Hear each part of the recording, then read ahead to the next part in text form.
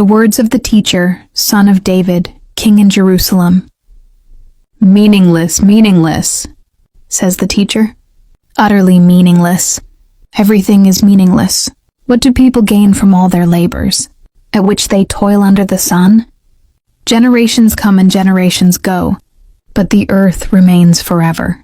The sun rises and the sun sets, and hurries back to where it rises. The wind blows to the south, and turns to the north. Round and round it goes, ever returning on its course. All streams flow into the sea, yet the sea is never full. To the place the streams come from, there they return again. All things are wearisome. More than one can say. The eye never has enough of seeing, nor the ear its fill of hearing. What has been will be again. What has been done will be done again. There is nothing new under the sun. Is there anything of which one can say, "Look, this is something new"? It was here already, long ago. It was here before our time. No one remembers the former generations, and even those yet to come will not be remembered by those who follow them. I, the teacher, was king over Israel and Jerusalem. I applied my mind to study and to explore by wisdom all that is done under the heavens. What a heavy burden God has laid on mankind. I have seen all the things that are done under the sun. All of them are meaningless, a chasing after the wind. What is crooked cannot be straightened. What is lacking cannot be counted. I said to myself, "Look, I have increased in wisdom more than anyone who has ruled over Jerusalem before me. I have experienced much of wisdom and knowledge." Then I applied myself to the understanding of wisdom, and also of madness and folly. But I learned that this, too, is a chasing after the wind. For with much wisdom comes much sorrow. The more knowledge, the more grief. I said to myself, "Come now, I will test you with pleasure to find out what is good." But that also proved to be meaningless. Laughter, I said, is madness. And what does pleasure accomplish? I tried cheering myself with wine and embracing folly, my mind still guiding me with wisdom. I wanted to see what was good for people to do under the heavens during the few days of their lives. I undertook great projects. I built houses for myself and planted vineyards. I made gardens and parks and planted all kinds of fruit trees in them. I made reservoirs to water groves of flourishing trees. I bought male and female slaves and had other slaves who were born in my house. I also owned more herds and flocks than anyone in Jerusalem before me. I amassed silver and gold for myself and the treasure of kings and provinces. I acquired male and female singers and a harem as well, the delights of a man's heart. I became greater by far than anyone in Jerusalem before me. In all this my wisdom stayed with me. I denied myself nothing my eyes desired. I refused my heart no pleasure. My heart took delight in all my labor, and this was the reward for all my toil. Yet when I surveyed all that my hands had done, and what I had toiled to achieve, everything was meaningless, a chasing after the wind. Nothing was gained under the sun. Then I turned my thoughts to consider wisdom, and also madness and folly. What more can the king's successor do than what has already been done? I saw that wisdom is better than folly, just as light is better than darkness. The wise have eyes in their heads, while the fool walks in the darkness. But I came to realize that the same fate overtakes them both. Then I said to myself, "The fate of the fool will overtake me also. What then do I gain by being wise?" I said to myself, "This too is meaningless, for the wise, like the fool, will not be long remembered. The days have already come when both have been forgotten. Like the fool, the wise too must die. So I hated life, because the work that is done under the sun was grievous to me. All of it is meaningless, a chasing after the wind. I hated all the things I had toiled for under the sun, because I must leave them to the one who comes after me, and who knows whether that person will be wise or foolish. Yet they will have control over all the fruit of my toil into which I have poured my effort and skill under the sun. This too is meaningless. So my heart began to despair over all my toilsome labor under the sun. For a person may labor with wisdom, knowledge, and skill, and then they must leave all they own to another who has not toiled for it. This too is meaningless, and a great misfortune. What do people get for all the toil and anxious striving with which they labor under the sun? All their days their work is grief and pain. Even at night their minds do not rest. This too is meaningless. A person can do nothing better than to eat and drink and find satisfaction in their own toil. This too, I see, is from the hand of God. For without him, who can eat or find enjoyment? To the person who pleases him, God gives wisdom, knowledge, and happiness. But to the sinner he gives the task of gathering and storing up wealth to hand it over to the one who pleases God. This too is meaningless, a chasing after the wind. There is a time for everything, and a season for every activity under the heavens, a time to be born and a time to die, a time to plant and a time to uproot, a time to kill and a time to heal, a time to tear down and a time to build, a time to weep and a time to laugh, a time to mourn and a time to dance, a time to scatter stones and a time to gather them, a time to embrace and a time to refrain from embracing, a time to search and a time to give up, a time to keep and a time to throw away, a time to tear and a time to mend, a time to be silent and a time to speak, a time to love and a time to hate, a time for war and a time for peace. What do workers gain from their toil? I have seen the burden God has laid on the human race. He has made everything beautiful in its time. He has also set eternity in the human heart. Yet no one can fathom what God has done from beginning to end. I know that there is nothing better for people than to be happy and to do good while they live, that each of them may eat and drink and find satisfaction in all their toil. This is the gift of God. I know that everything God does will endure forever. Nothing can be added to it and nothing taken from it. God does it so that people will fear him. Whatever is has already been, and what will be has been before, and God will call the past to account. And I saw something else under the sun. In the place of judgment, wickedness was there. In the place of justice, wickedness was there. I said to myself, God will bring into judgment both the righteous and the wicked, for there will be a time for every activity, a time to judge every deed. I also said to myself, as for humans, God tests them so that they may see that they are like the animals. Surely the fate of human beings is like that of the animals. The same fate awaits them both. As one dies, so dies the other. All have the same breath. Humans have no advantage over animals. Everything is meaningless. All go to the same place. All come from dust, and to dust all return. Who knows if the human spirit rises upward and if the spirit of the animal goes down into the earth? So I saw that there is nothing better for a person than to enjoy their work, because that is their lot. For who can bring them to see what will happen after them? Again I looked and saw all the oppression that was taking place under the sun. I saw the tears of the oppressed, and they have no comforter. Power was on the side of their oppressors, and they have no comforter.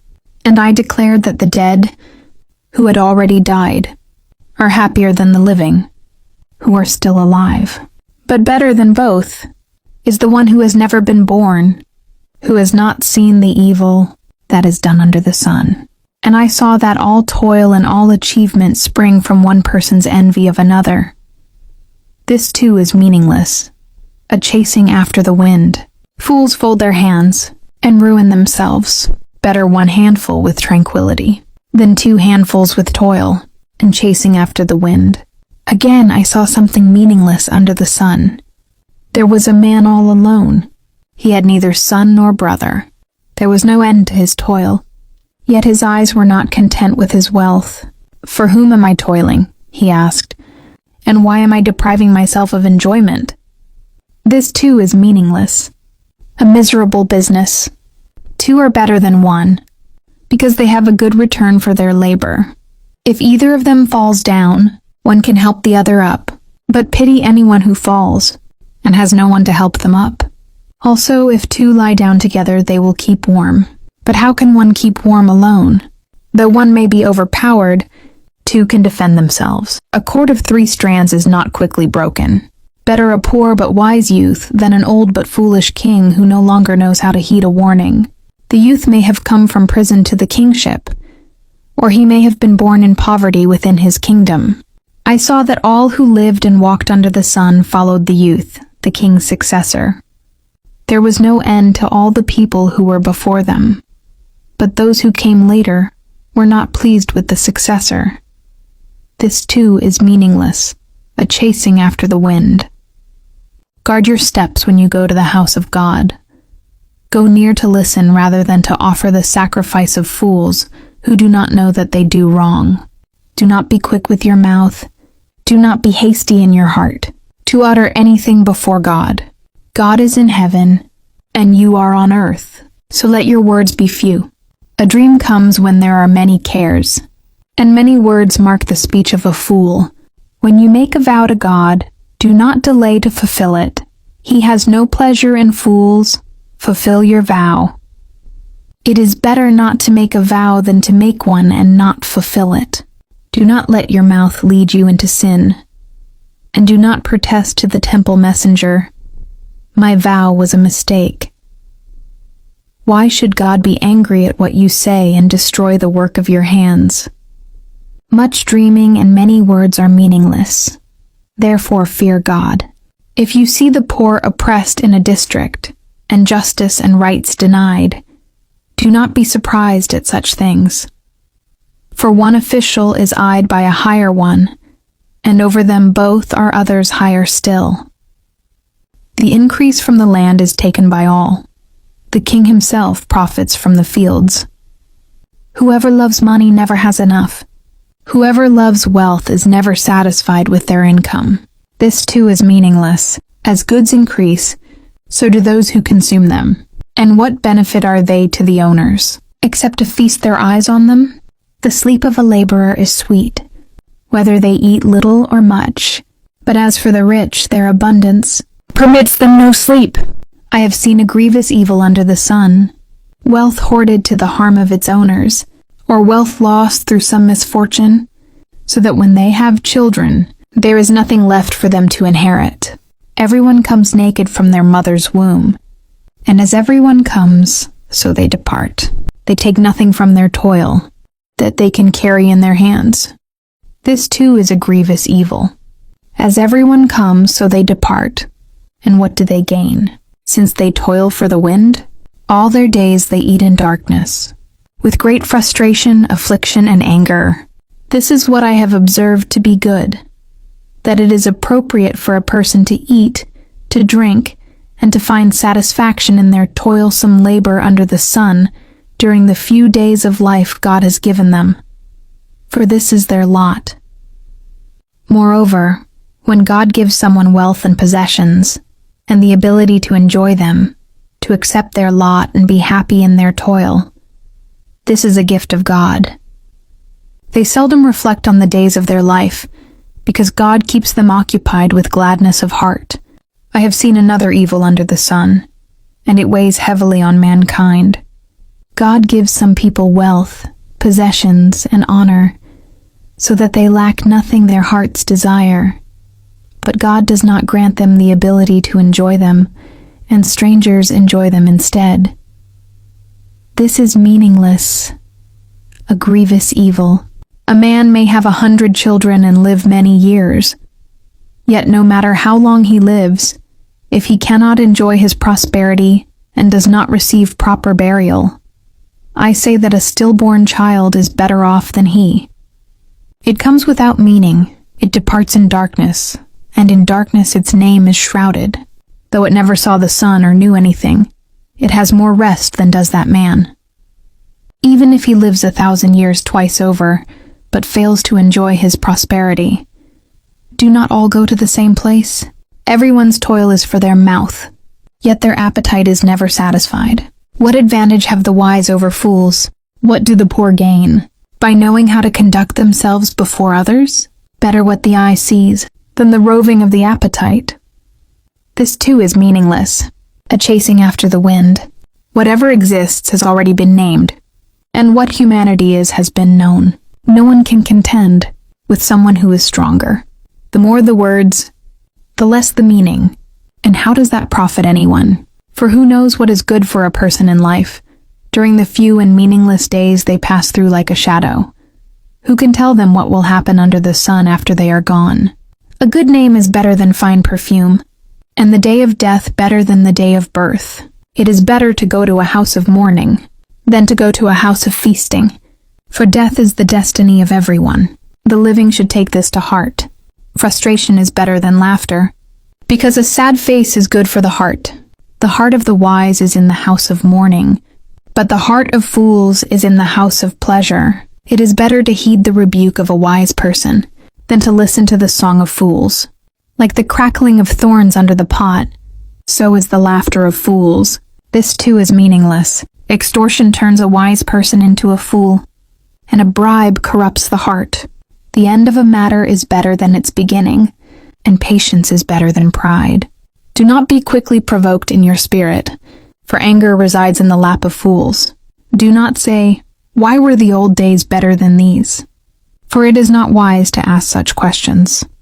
Ecclesiastes 7:11-13. Wisdom, like an inheritance, is a good thing, and benefits those who see the sun. Wisdom is a shelter, as money is a shelter.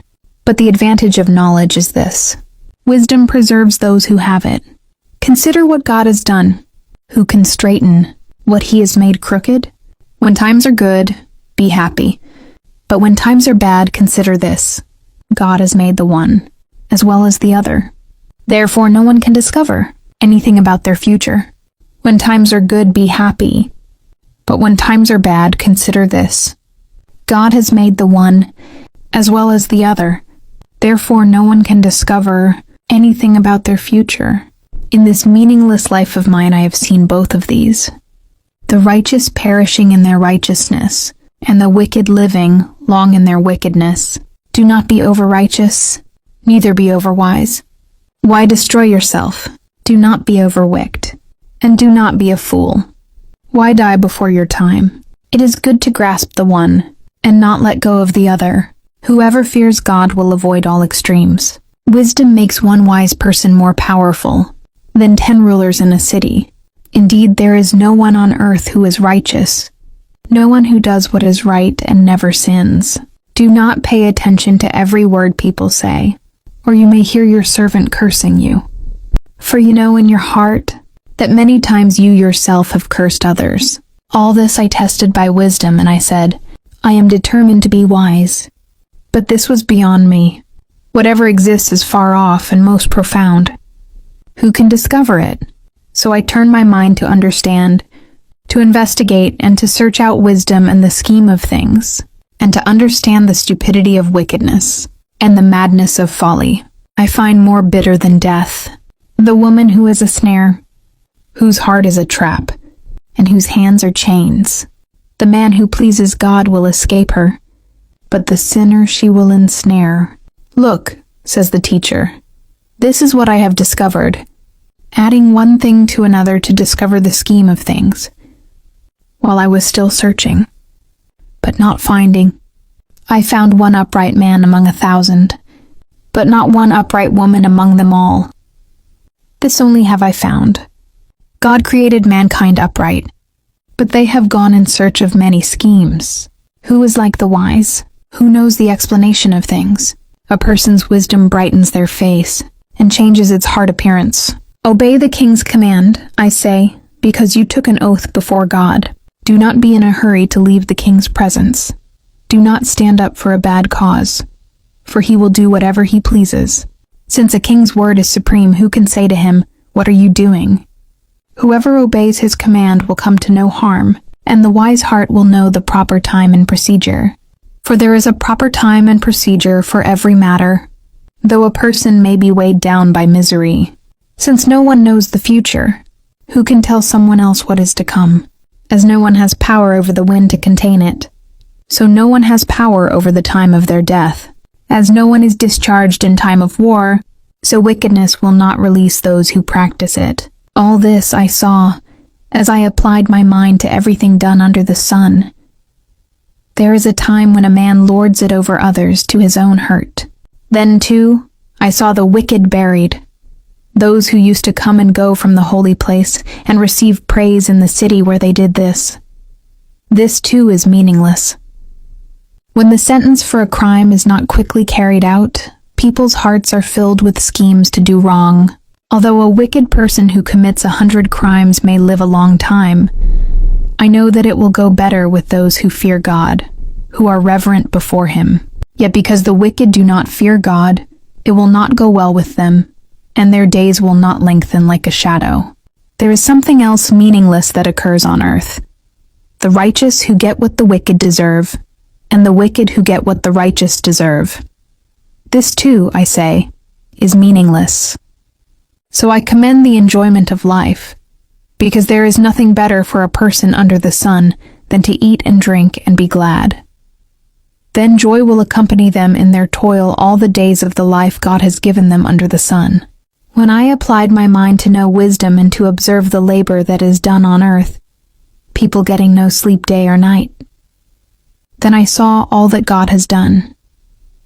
No one can comprehend what goes on under the sun. Despite all their efforts to search it out, no one can discover its meaning.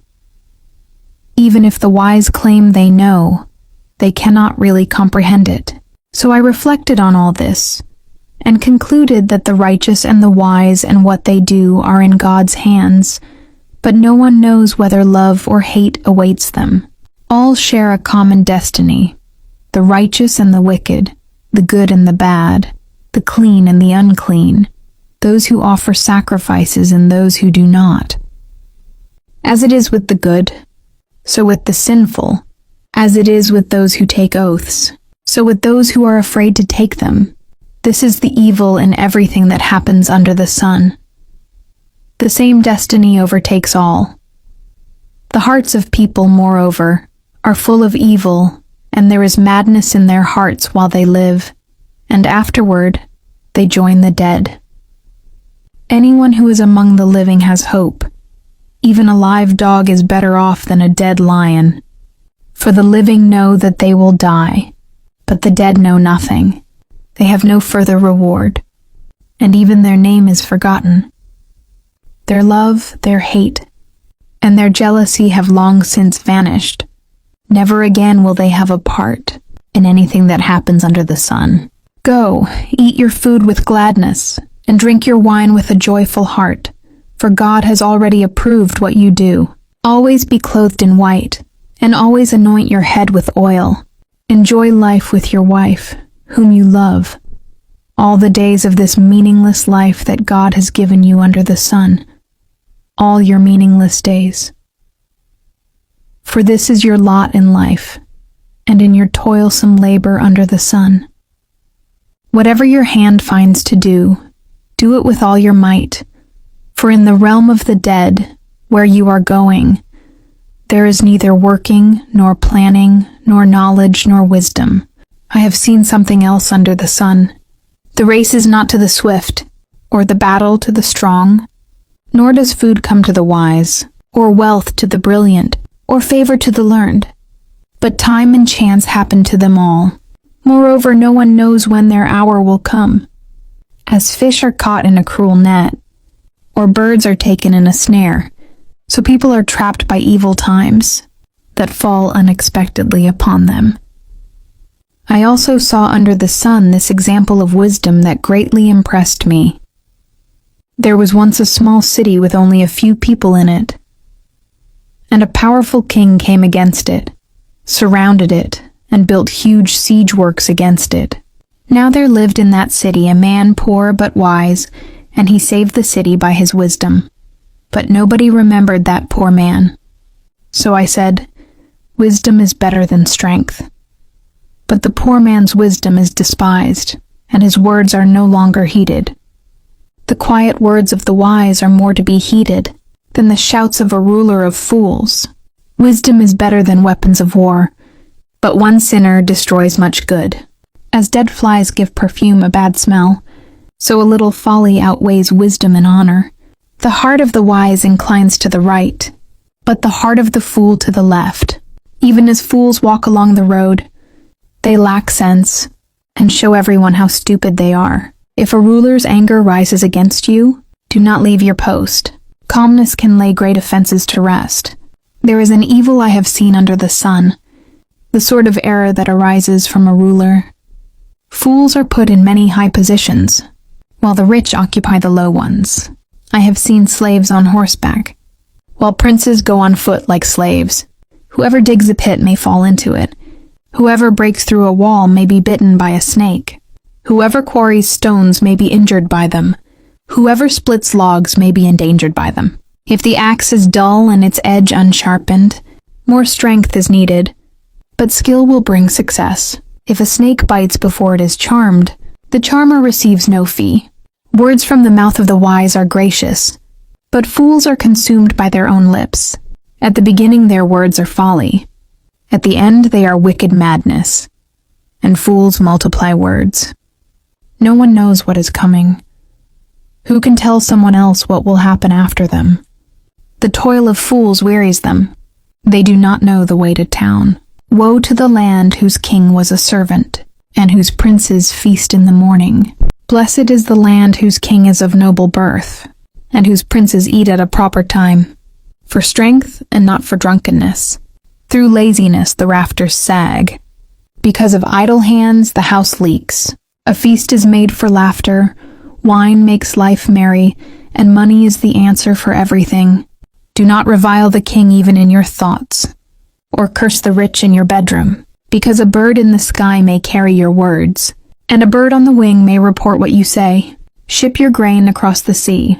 After many days you may receive a return. Invest in 7 ventures, yes, in 8. You do not know what disaster may come upon the land. If clouds are full of water, they pour rain on the earth. Whether a tree falls to the south or to the north, in the place where it falls, there it will lie. Whoever watches the wind will not plant. Whoever looks at the clouds will not reap, as you do not know the path of the wind, or how the body is formed in a mother's womb. So you cannot understand the work of God, the maker of all things. Sow your seed in the morning, and at evening let your hands not be idle, for you do not know which will succeed, whether this or that, or whether both will do equally well. Light is sweet, and it pleases the eyes to see the sun. However many years anyone may live, let them enjoy them all, but let them remember the days of darkness.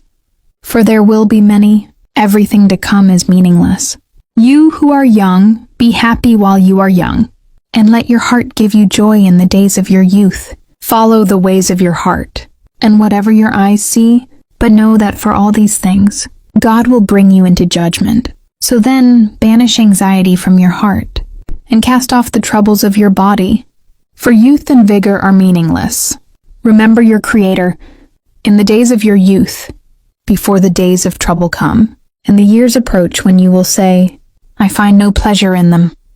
Before the sun and the light, and the moon and the stars grow dark, and the clouds return after the rain, when the keepers of the house tremble, and the strong men stoop, when the grinders cease because they are few, and those looking through the windows grow dim, when the doors to the street are closed, and the sound of grinding fades, when people rise up at the sound of birds, but all their songs grow faint, when people are afraid of heights, and of dangers in the streets, when the almond tree blossoms, and the grasshopper drags itself along, and desire no longer is stirred. Then people go to their eternal home, and mourners go about the streets. Remember him, before the silver cord is severed, and the golden bowl is broken, before the pitcher is shattered at the spring, and the wheel broken at the well, and the dust returns to the ground it came from, and the spirit returns to God who gave it. Meaningless, meaningless, says the teacher.